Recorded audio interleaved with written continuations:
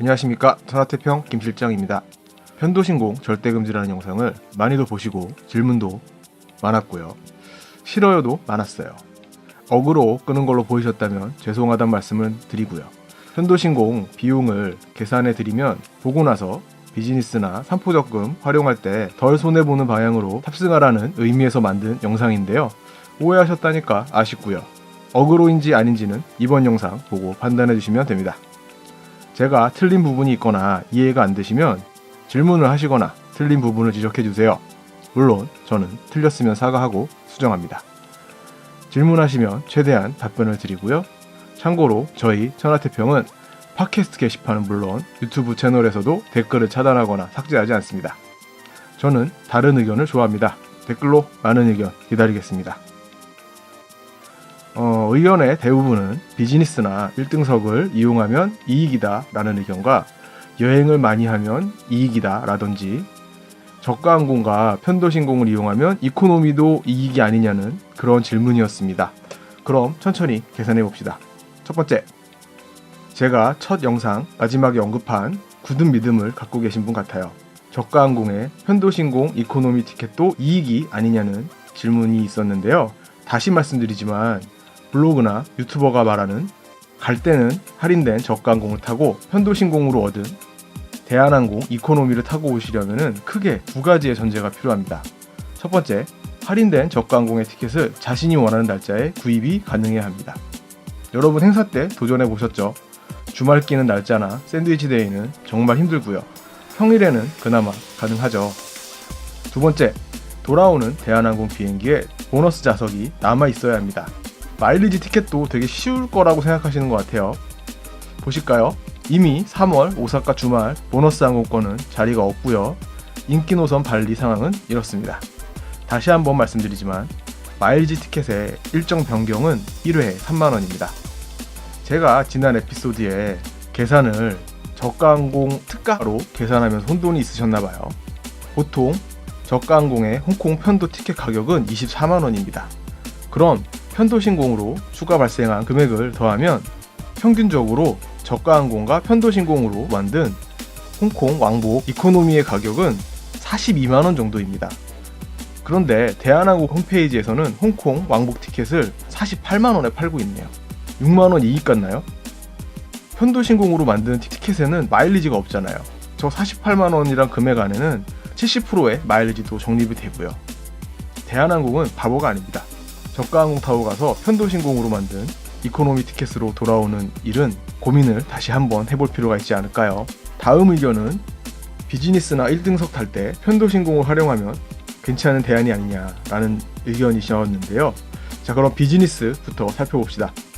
평수기 마일리지 공제 기준으로 검색은 2월 10일 날 했고요. 캐시는 지우고 있습니다.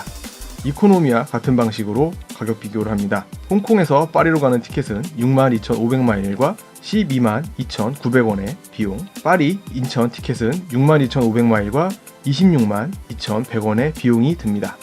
그럼 여러분은 125,000마일과 385,000원이란 비용으로 인천 파리 왕복 비즈니스 티켓과 홍콩에서 인천으로 오는 비즈니스 편도 티켓을 구입하신 겁니다. 물론 원하는 날짜에 보너스 좌석이 있다는 전제하에요. 그럼 편도신공으로 믿고 있는 티켓의 가격을 살펴봅시다. 편도 발행할 때 필요한 세금과 유류할증료에서 그냥 왕복 티켓 구입 시 필요한 세금과 유류할증료의 금액을 빼고 티켓 변경 수수료인 3만원을 더하면 홍콩, 인천 비즈니스 편도 티켓을 232,900원에 구입했다고 계산이 나오네요. 이 가격이 대단하다고 느껴진다면 여러분은 아마 비즈니스 티켓 가격을 모르고 계실 거예요. 보시죠. 인천, 홍콩 왕복 티켓 가격이 이 정도입니다. 그런데 여행사 할인을 받으면 더 싸요.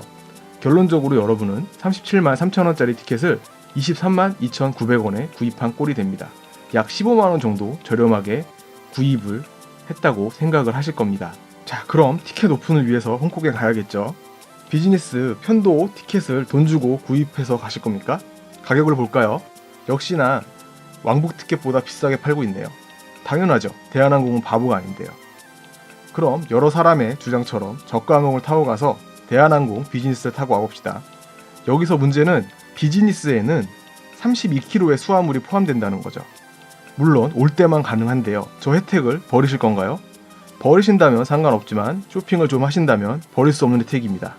저가 항공이니 수화물을 구입해야겠죠? 예약 할인 받아서 56,900원에 구입을 합니다. 그럼 홍콩 익스프레스 236,187원짜리 티켓에 수화물 가격 59,900원을 더하고요. 홍콩에서 인천으로 오는 편도 비즈니스 금액 232,900원. 그럼 일반 이코노미보다 좁은 홍콩 익스프레스를 타고 홍콩 가서 놀다가요. 돌아올 때는 여러분이 그렇게 바라시던 비즈니스를 타고 돌아오게 되는데요. 필요한 금액은 519,987원이네요. 그럼 왕복 대한항공 비즈니스 티켓이 746,000원이니까 여러분은 226,013원을 싸게 구입했다고 느껴지시나요?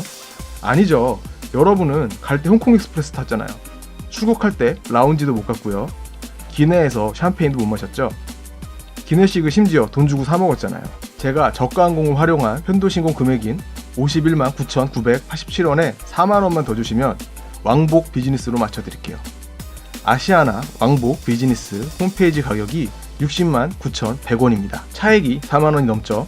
제가 사기쳤다고요? 여행사 가격으로 볼까요? 오, 좀 싸졌네요. 아직도 사기 같죠? 4만원이 넘으니까. 그럼 최저가로 팔고 있는 인터파크에 들어가 봅시다. 신한카드 조건으로 여러분이 이코노미 말고 더 이익이라고 말하는 홍콩 비즈니스 왕복 항공권이 겨우 559,900원입니다. 여러분이 뭔가 대단한 편법이냐, 대단한 스킬이냐 말하는 편도신공, 아직도 신공입니까? 하시려면 현금으로 검색해보고 지르세요. 다음, 마일리지를 사용하는 시기에 따라서 이익이 되고 손해가 되는 걸까요? 성수기, 비수기 계산해봅시다. 대한항공 공제표 기준 가격으로 장거리 1마일 평균 가격을 21원으로 계산합니다. 이 금액은 대부분 동의하는 금액이니까요. 다르게 생각하시는 분은 의견 남겨주세요. 비수기 파리 인천 비즈니스 항공권을 돈으로 환산하면 280만원입니다. 홈페이지에서 판매하고 있는 가격은 298만원 정도이고요. 여행사에서 할인된 가격은 286만원이네요. 그럼 6만원 싸게 구입한 것 같죠? 아닙니다. 돈 주고 사는 티켓에는 125% 마일리지가 적립돼요. 다음 성수기 가격 봅시다. 18만 5천 마일에 18만 1,600원에 할증료가 붙네요. 비수기 1등석이 16만인데 환산해보면 406만원입니다. 그런데 홈페이지 가격은 308만원이네요. 여기에 125%의 마일리지도 적립해주고요. 더 이상 비교할 필요 없죠. 여러분이 보시는 대부분의 블로그와 유튜브에는 마일리지 발권 화면만 나오지 실제 돈으로 구매하면 얼마에 구매할 수 있는지 그런 화면은 없습니다. 혹시 있었나요? 다음, 비수기 마일리지 가격으로 성수기에 이동하는 편도신공으로 소개되는 방법이죠. 비수기에 티켓을 오픈한 뒤 뒤쪽에 남아있는 티켓을 성수기에 사용한다는 건데요. 원래는 18만 5천 마일에 할증료가 필요한데요. 편도로 나눠 계산하면 15만 5천 마일리지에 할증료가 붙습니다. 3만 마일을 아꼈다는 건데요. 현금으로 환산하면 363만 9천 원이네요. 성수기 비즈니스 티켓을 363만 9천 원에 샀다는 계산이 나오는데요. 그럼 대한항공 성수기 비즈니스 인천 파리 홈페이지 가격을 볼까요? 겨우 310만 원뿐이 안 하네요.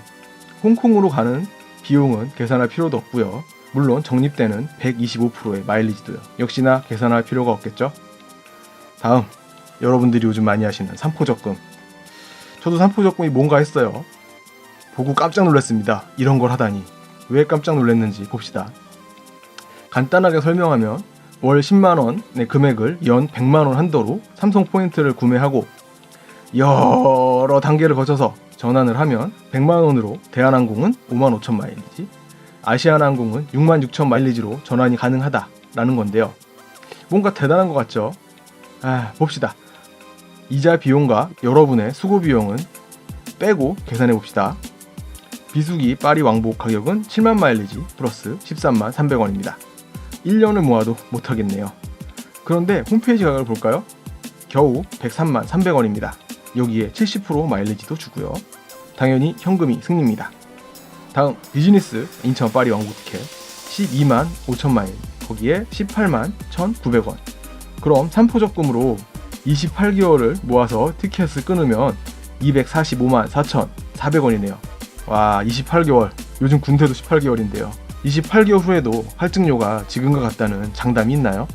홈페이지 가격은 298만 1,900원입니다. 54만원 저렴해 보이십니까? 여러분, 대한항공에서 코드쉐어로 판매하는 에어프랑스를 타시면 238만 5,700원입니다.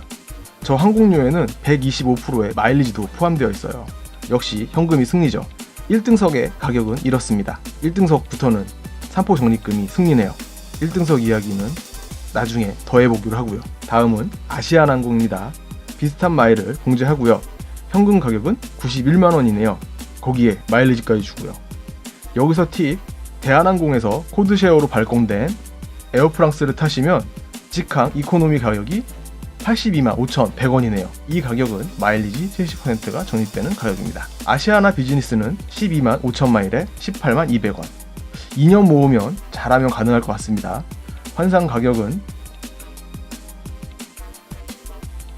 홈피 가격은 298만원이네요. 여기서부터는 삼포 적금이 승리입니다. 자, 1등석은 아주 저렴한 773만원이고요. 1등석도 승리고요.